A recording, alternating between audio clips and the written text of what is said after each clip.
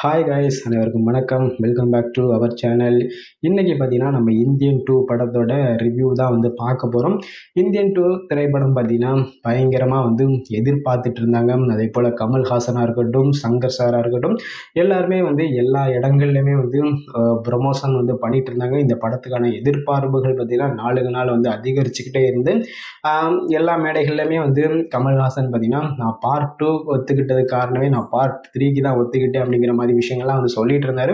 அதுக்கேற்றாப்புல தான் பார்ட் 2 முடிகிற கட்டத்தில் பார்த்தீங்கன்னா பார்ட் 3க்கான லீடுமே விட்டுருக்காங்க. அந்த லீடில் பார்த்தீங்கன்னா ஒரு டீசருமே விட்டுருந்தாங்க. மேக்ஸிமம் அந்த டீசரை பார்க்குறக்கே அவ்வளோ ஒரு சூப்பராக இருக்குது. படமும் இன்னும் சூப்பராக இருக்கும் அப்படிங்கிற மாதிரி தான் எதிர்பார்க்கப்படுது. பார்ட் 1 பார்த்தீங்கன்னா லஞ்சத்தை எதிர்க்கிறத பற்றி இவரே அவரோட வீட்டில் இருக்கக்கூடிய களச்செடியை பிடுங்குறேன்னு சொல்லி தன்னோட சொந்த பையனே கொள்வார். அதே போல் பார்ட் 2லையுமே ஸ்டார்டிங்கில் தாத்தாவை வர வைக்கிறாங்க.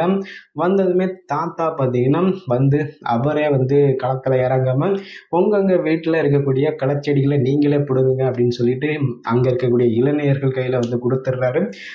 இப்போ அந்த இளைஞர்கள் எல்லாம் அவங்கவுங்க வீட்டில் நடக்கக்கூடிய தப்புகளை சுட்டி காட்டி அவங்கள ஜெயிலுக்கு அனுப்புகிறாங்க. அதே போல் ஒரு இடத்துக்கு மேலே அந்த தாத்தாவே நீங்கள் தேவையில்லைன்னு சொல்லிட்டு வெறுத்து மக்கள்லாம் திரும்ப துரத்துறாங்க. அதே போல் இவரை வர வைக்கணும்னு நினச்ச சித்தார்த்தே அவருமே வெளியே போ அப்படின்னு சொல்லி கழுத்தை பிடிச்சி தள்ளுற விதமாக பண்ணிட்டு இருப்பார். இதெல்லாம் இந்த படத்தோட ஹைலைட்டாக கொண்டு போயிட்டு இருந்தாங்க. அதே போல் பார்ட் 3க்குமே இந்த படத்தை லீடு கொடுத்து அதை முடிச்சிருப்பாங்க.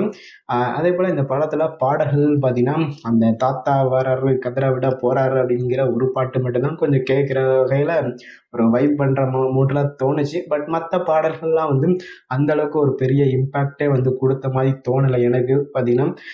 அதே போல் இந்த படத்தோட லென்த்துமே கிட்டத்தட்ட 3 மணி நேரத்துக்கு மேலே இந்த படத்தை இழுத்து கொண்டு போயிட்டுருக்காங்க.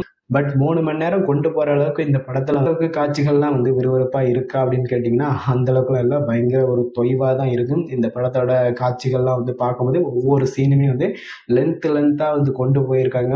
அதே போல் இப்போவும் பார்த்தீங்கன்னா இந்த படத்தை காட்சிகளை கொஞ்சம் கம்மி பண்ணணும் அப்படிங்கிற மாதிரி ஆடியன்ஸ் தரப்பில் பயங்கரமான நெகட்டிவ் ரிப்போர்ட்லாம் போய் இப்போ இந்த படத்தில் ஒரு 11 நிமிஷத்தை கட் பண்ணியிருக்காங்க அப்படிங்கிற மாதிரி அஃபிஷியலாகவே அனௌன்ஸ்மெண்ட் பண்ணியிருந்தாங்க. மேக்ஸிமம் இந்த படத்தில் ஒரு ½ கட் பண்ணால் தான் இன்னுமே கிறிஸ்பாக இருக்கும் அப்படிங்கிற மாதிரி தான் என்னோட எதிர்பார்ப்பு. ஏன்னா ஒரு 11 நிமிஷத்தை மட்டும் கட் பண்ணி அதில் எந்த பிரயோஜனமும் இருக்காது. மேக்ஸிமம் இப்போ ரீசெண்டாக மறுபடி போய் பார்க்க போகிறவங்களுக்கு கிட்ட கேட்டால் தான் தெரியும் எந்த அளவுக்கு கிறிஸ்பாக பண்ணியிருக்காங்களா இல்லை அதே ஒரு தொய்வான ஒரு காட்சியாக தான் இருக்கா அப்படிங்கிறது. மேக்ஸிமம் ஒரு 11 நிமிஷத்தில் அந்த ஸ்கிரிப்ட் ஆகியிருக்காது.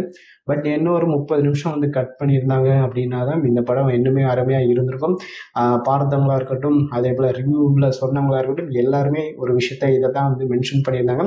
நானும் படத்தை கூட பார்க்க தான் செஞ்சுருந்தேன். பட் எனக்கும் அதே ஒரு ஃபீல் தான் தோணுச்சு. பட் இந்த படத்தை நம்ம ஒரு எக்ஸ்பெக்டேஷன் வச்சு போகாமல் ஒரு நார்மல் ஜென்ரல் ஒரு ஆடியன்ஸாக நம்ம போனோம் அப்படின்னா கண்டிப்பாக நமக்கு இந்த படம் பிடிக்கும். பட் இந்த படத்தில் சொல்லக்கூடிய கருத்துக்களாக இருக்கக்கூடிய அந்த லஞ்சம் இதெல்லாம் ஒரு முக்கியமான ஒரு விஷயமாக தான் எதிர்பார்க்கப்படுது.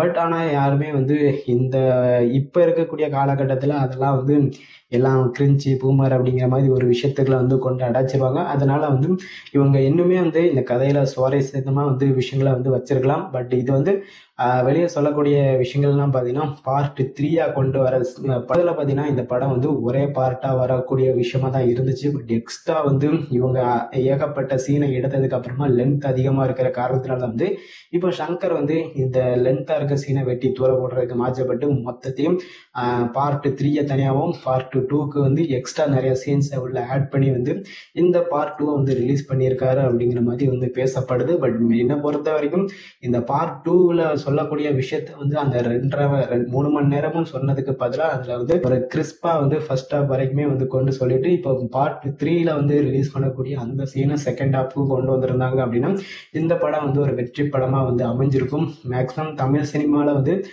முதல் 6 மாதங்கள் எந்த ஒரு படங்களுமே ஒரு ஹிட்டு கொடுக்கல அப்படிங்கிற மாதிரி எதிர்பார்த்துட்டு இருந்தாங்க. கண்டிப்பாக இந்தியன் 2 வந்து மிகப்பெரிய ஒரு வெற்றியை கொடுக்கும், அந்த அளவுக்கு தான் இவங்களோட ப்ரமோஷன் எல்லாமே பண்ணிட்டு இருந்தாங்க. பட் இது எல்லாத்தையுமே வந்து மொத்தமும் திரும்பவும் தமிழ் சினிமா வந்து அடுத்து எந்த படம் வந்து காப்பாற்ற போகுது அப்படிங்கிற மாதிரி ஒரு கேள்விக்குறியில வந்து அமைஞ்சிருக்கு.